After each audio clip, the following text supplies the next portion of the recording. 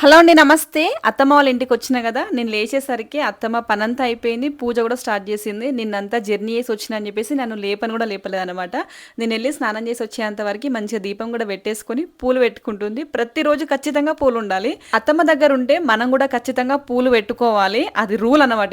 ఇంకా మామయ్య అయితే బుల్లెట్ బండి తీస్తున్నాడు. చెప్పినా కదా చిన్న పని మీద వచ్చిన అని చెప్పేసి, అక్కడికి వెళ్తున్నాము ఇద్దరం కలిసి. ఇంకా పనంతా ముగించుకొని ఇంటికి వచ్చేసరికి టమాటా కూర వండుతాను నేను వచ్చినవని. నీకు ఇష్టం కదా వండుతానా, టమాటా కూర వండుతాను అందుకని. టమాటా కూర ఓన్లీ నేను అత్తనే అనుకో కదా, నువ్వు అత్తనే వండుతాను, మేము తినం కదా. టమాటా కూర అత్తమ్మకి ఇష్టం, నాకు ఇష్టం, మామయ్య తినడు కాబట్టి అండ టమాటా, వంకాయ, ఆలుగడ్డ ఇవన్నీ అసలు మామయ్య తినడనమాట. అత్తమ్మకి ఇష్టం ఉన్నా కూడా ఆ కర్రీ వండుకోదు. వండినా కూడా నాకు ఒక్కదానికి అది అయిపోదు అని చెప్పేసి మేము వెళ్తేనే ఆ కర్రీస్ చేస్తుంది. మస్తు వండుతుంది కూరలన్నీ కూడా. మీకు మీ అత్తమ్మ వండిన వంటలలో ఏ కర్రీ అంటే ఇష్టమో కామెంట్ చేయండి.